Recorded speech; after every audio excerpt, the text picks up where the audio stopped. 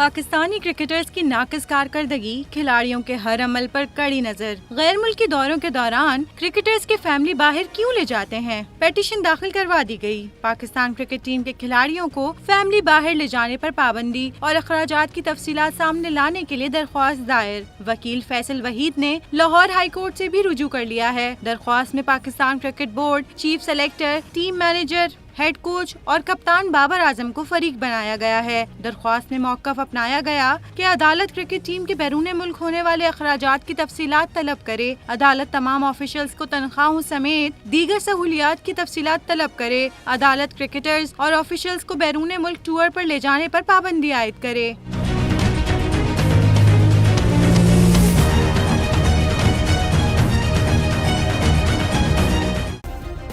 Subscribe करें और bell दबाएं ताकि कोई खबर रह न जाए।